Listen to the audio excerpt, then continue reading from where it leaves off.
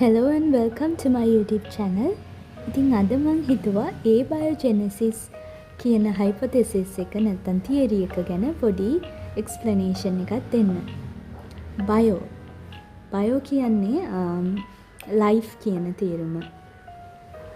එතකොට bio කියලා කියන්නේ අපි non living කියන තේරුම. living bio, bio කියන්නේ non living. එතකොට gen කියන එකේ තේරුම වෙන්නේ ඔරිජින් කියන එක. ඒසිස් කියලා කියන්නේ අපි ප්‍රොසෙස් එකට. එතකොට abiogenesis කියන්නේ non living දෙයකින් අජීවී වස්තුවකින් ජීවය හට ගන්නවා කියන මීනින් එක. ඔක තමයි තේරුම. abiogenesis කියන එක ලොකු කම්ප්ලෙක්ස් තියරි එකක්. ඉතින් අපි පොඩියට මේ එක ගැන හිතුවොත් මේ දැන් දීලා තියෙන ඉමේජ් එකෙන් පොඩි අයිඩියා එකක් ගන්න පුළුවන්. මේකේ පෙන්නලා තියෙනවා caveman කෙනෙක්. එයා ළඟ රොක් එකක් තියෙනවා, ලොකු රොක් එකක්. ඒක non living දෙයක්. හැමෝම දන්නවා ජීවි. එතකොට මේ වගේ අජීවී දෙයකින් කොහොමද ජීවයක් හටගන්නේ? ඒකට තමයි අපි abiogenesis කියලා කියන්නේ.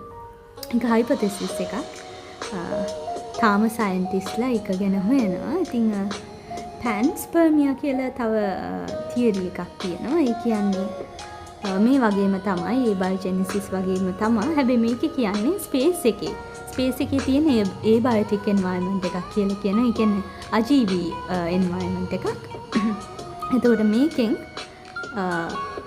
transport වෙලා තියෙනවා life එක අපේ earth එකට කියලා කියනවා. ඒ කියන්නේ simply කිව්වොත් ස්පේස් එකේ තියෙන non living දේවල් වලින් living අපි කිව්වොත් living පොඩි molecules අපි life එකට අවශ්‍ය building blocks හැදිලා ඒව transport වෙලා තියෙනවලු earth එකට. ඔක තමයි theory එක.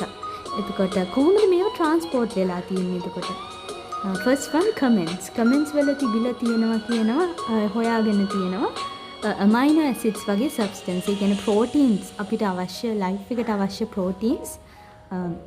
එතනක life එක හැදිලා තියෙන living organisms ගොඩක් හැදිලා තියෙන proteins RNA DNA වගේ වලින්. එතකොට අවශ්‍යම දෙයක් තමයි proteins කියන්නේ. මේ proteins වල building blocks අපි කියන amino acids. amino acids comments වලින් හොයාගෙන තියෙනවා කියනවා. එතකොට ඒ වගේම තමයි තව තියෙනවා asteroids කියන්නේ නිකන් rocky substance. මේවා interstellar අපි interstellar කියලා කියන්නේ තරු දෙකක් අතර stars දෙකක් අතර තියෙන environment එකට. එතකොට මේ environment එකේ තියෙන dust particles මේ asteroids වලත් තිබිලා තියෙනවා.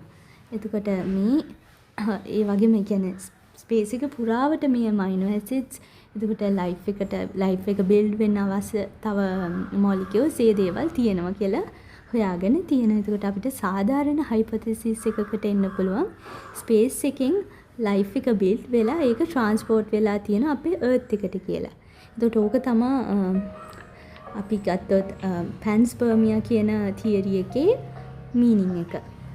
එතකොට indirectly abiogenesis කියන එකත් prove වෙනවා එකෙන්. ඕක තමයි ඉතින් simply abiogenesis කියලා කියන්නේ.